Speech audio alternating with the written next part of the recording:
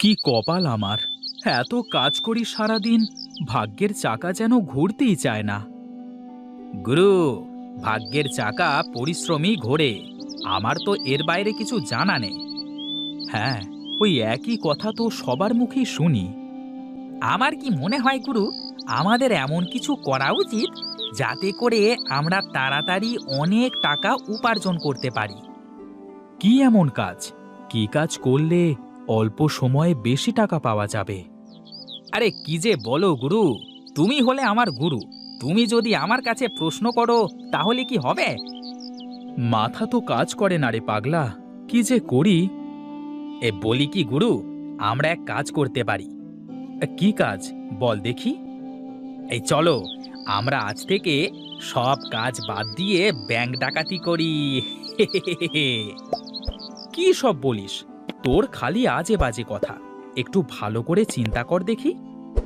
এই বসে বসে মাথায় কোনো চিন্তা আসবে না গুরু। বড় লোক তো আমাকে হতেই হবে, তাতে যেভাবেই হোক। তুই খালি আমার কথা মতো কাজ কর দেখি। আমার কি, তুমি যা বলো আমি তাই করি। শোন বলাই, এখন বাড়িতে যা, ও বেলায় ঘাটে চলে আয়, দেখি কি করা যায়।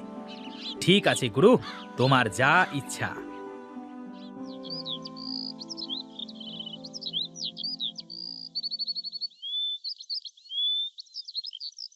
কি গিন্নি, বসে আছো যে? এখন আসার সময় হলো তোমার? রান্না করে সেই কখন থেকে বসে আছি, এই আসছো বুঝি? আসবো তো গিন্নি, এত ব্যস্ত থাকি সব সময়। হ্যাঁ, কি যে ব্যস্ত থাকো তা তো আমি ভালোই জানি। পেয়েছো তো ওই ভাদাইমা বলায়ের সাথে সারাদিন কুমতলব আটার। বাজে কথা বলো না তো গিন্নি। হ্যাঁ, আমি যা বলি তা তোমার কাছে বাজে কথাই হয়ে যায়। এখন এসো, কটা খেয়ে আমাকে উদ্ধার করো। আমার তো আর তোমার মতো ঘুরে বেড়ালে চলবে না, অনেক কাজ পড়ে আছে। বলি শোনো গিন্নি, এত চিন্তা করো না। একদিন দেখবে আমরা কত টাকার মালিক হই। হ্যাঁ হ্যাঁ, তা দেখা যাবে, যেদিন হবে সেদিন বলবে। আহা, তোমার হাতের রান্না মনে হয় অমৃতের স্বাদ। আহা, কি রসের কথা! সেই তো 3 বেলা ডাল ভাত ছাড়া কিছু জুটাতে পারো না, আবার এমন ভাবে বলছো যেন বিরিয়ানি রান্না করেছি।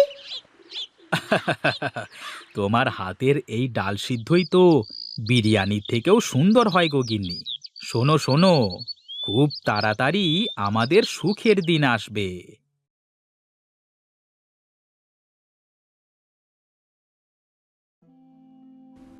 ওরে বলাই, এসেছিস?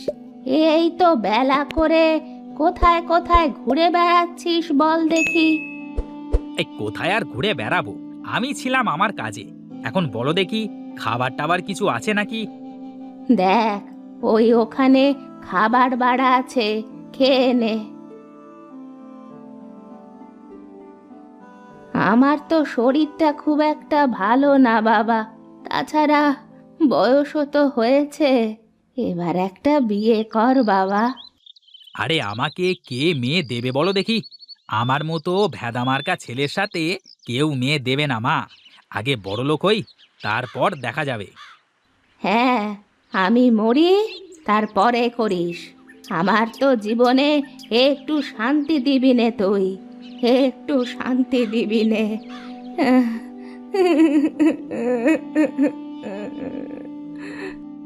এই দেখো মা, প্রতিদিন এক কথা শুনতে আমার ভালো লাগে না।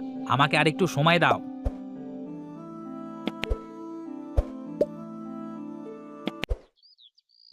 বুঝলে গিন্নি, বাঁশ বাগানে অনেক বাঁশ হয়ে গেছে। কিছু বাঁশ কেটে বাগানটা একটু পাতলা করতে হবে। হ্যাঁ, তাহলে করতে হবে। তা তোমার ভাইয়ের কাছে কিছু বলেছো নাকি? ওকে আর কি বলবো, আমি যা বলবো ও তো তাই করবে। না, তারপরেও একবার শুনে দেখা ভালো, তা না হলে আবার পরে বলবে যে তুমি ওকে না বলেই এটা করে ফেললে। হ্যাঁ দেখি, ওর সাথে দেখা হলে বলে দেখব। এজন্য দাটা ধার নিয়ে রাখলাম। বেশ কিছু বাঁশ বিক্রি করা যাবে। যা ইচ্ছে করো, কিন্তু সাবধান, দুটো কথা যেন না হয়। আমার আবার মানুষের সাথে অযথা ঝগড়া চেঁচামেচি করতে ভালো লাগে না। ঠিক আছে গিন্নি, তুমি ওসব নিয়ে চিন্তা করো না তো। দেখি, যাই, আমি একটু মাঠ থেকে ঘুরে আসি।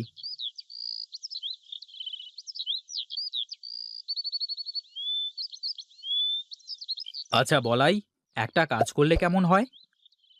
কি কাজ ওস্তাদ, বলো দেখি। আমি ভাবছিলাম, আমাদের তো বিরাট বাঁশ বাগান আছে, আমরা যদি বাঁশ দিয়ে কিছু করতে পারি। বাঁশ দিয়ে কি করা যাবে ওস্তাদ? গাধা নাকি তুই? বাঁশ দিয়ে তো কত কিছু বানানো যায়।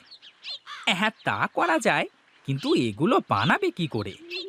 শোন শোন, আমি বাঁশের ঝুড়ি বানাতে পারি, তুই বাঁশ দিয়ে কিছু বানাতে পারবি না? এই শোনো শোনো, সারাদিন ধরে ওই একটা ঝুড়ি বানিয়ে তা বিক্রি করে কয় টাকা তুমি পাবে শুনি? তাও তো মন্দ বলিসনি। আসলে মাথায় কোনো কিছু কাজ করছে না, কি যে করি। এই বলি কি, আমরা একটা কাজ করতে পারি ওস্তাদ। বল দেখি, কি বলতে চাস তুই? আমরা তোমার বাগানের বাঁশ দিয়ে নদীতে যদি একটা সাঁকো তৈরি করে দিই, আর যারা আমাদের এই সাঁকো দিয়ে নদী পার হবে তারা সবাই আমাদের টাকা দিয়ে পার হবে, তাহলে কেমন হবে?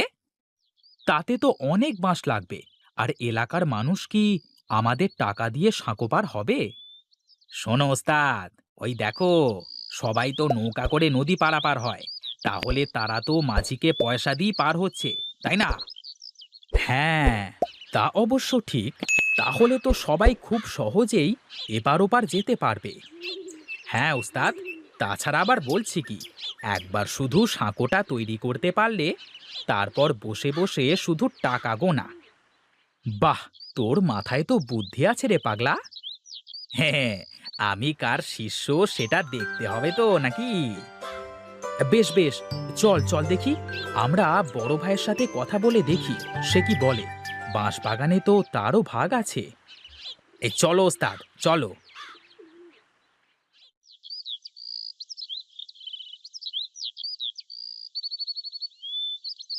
সে কি দাদা, এখানে দাঁড়িয়ে আছো যে?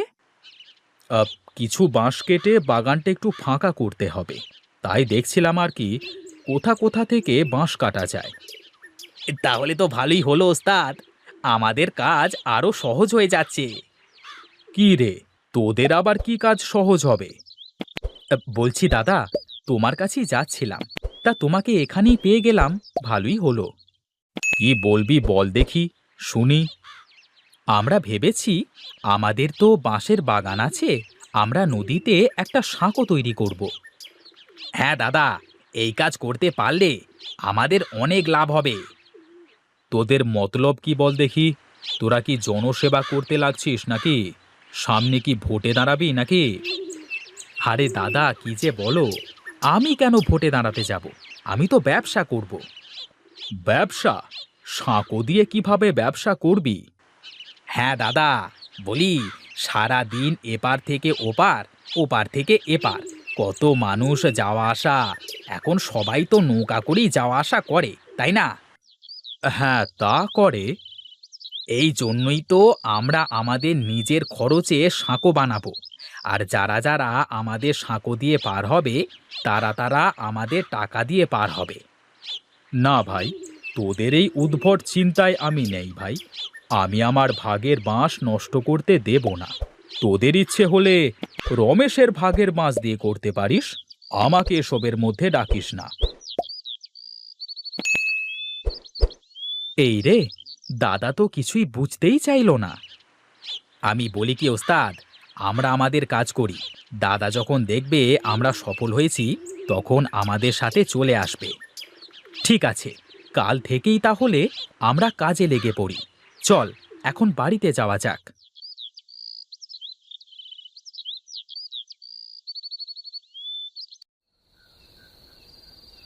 শোনো গিন্নি, কাল থেকে আমি একটা নতুন কাজ শুরু করব।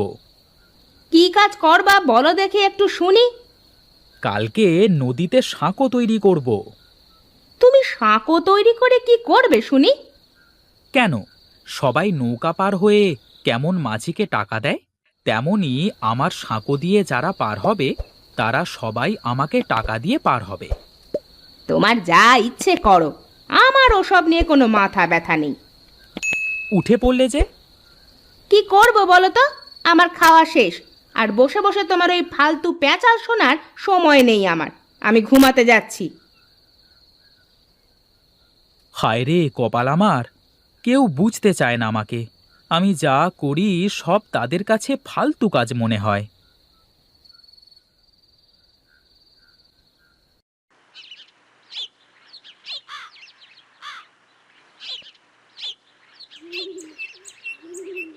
শোন বলাই, আমি বাঁশ কাটতে থাকি আর তুই বাঁশগুলো গাড়িতে করে টানতে থাক।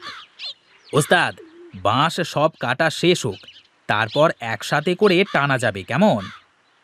ঠিক আছে ঠিক আছে, তাহলে বাঁশগুলো সব গুছিয়ে এক জায়গায় জড়ো কর।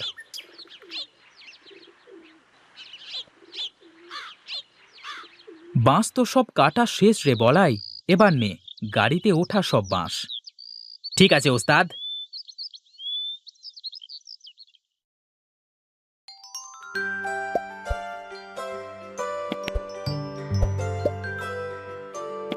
নে নে, এবার বাঁশগুলো সব নামিয়ে ফেলতে হবে।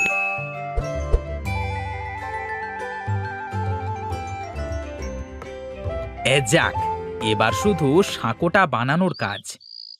শোন রে বলাই, যারা আমাদের সঙ্গ দিল না তারা দেখবি আফসোস করবে। ওস্তাদ, আমি জানি তুমি যা করো তা সব ভেবেই করো। বুদ্ধিটা আমার হলেও এটা ভালো না মন্দ তা তো তুমি ভালো করে ভেবেছো, তাই না? হ্যাঁ রে, আমি সব ভেবেই করছি। নে নে, কাজ শুরু কর।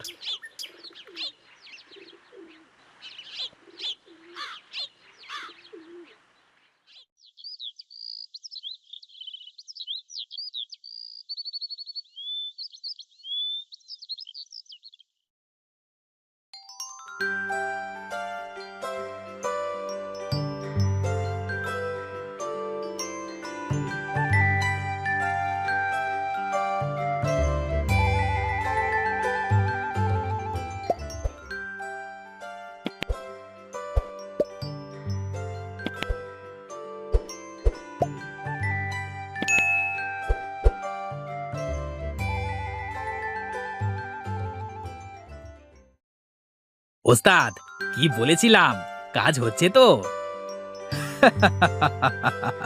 হ্যাঁ রে হ্যাঁ, আজ এই ভাগের বাঁশবাগান আমার ভাগ্য খুলে দিল রে বলাই। এখন আর আমাদের কোনো চিন্তা নেই ওস্তাদ, বসে থাকবো আর টাকা চলে আসবে। এখন আমার দাদা বুঝবে যে সে কি করেছে। তার ভাগের বাঁশ এখন সে চিবিয়ে চিবিয়ে খাবে। শোন বলাই, তুই বস, আমি গেলাম। তোর বৌদির জন্য গঞ্জ থেকে কিছু কিনে নিয়ে যাই। এখন তো আমার টাকার কোনো অভাব নেই রে। ঠিক আছে ওস্তাদ, যাও, আমি আছি।